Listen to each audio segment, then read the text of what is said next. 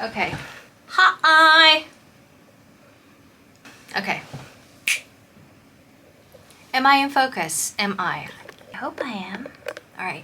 Today, I'm gonna do one of the most requested video ever on my channel, which is how do I hit the high notes? I'm gonna tell you today. So first of all, you don't have to hit the high notes to be the best vocalist, but it does help.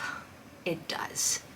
It's just inevitable how cathartic one feels when you're just hitting the notes up here as opposed to just like this. The range of emotions you can express and touch when you are able to have a wider range of vocals. Okay, so a lot of people just say like I'm practicing every day, but my range isn't getting any wider. Why am I unable to hit the high notes? So I'm gonna tell you how to practice because there's a technique to it. Okay, as with any singing or any practice, you have to warm up. I have uploaded warm-up videos.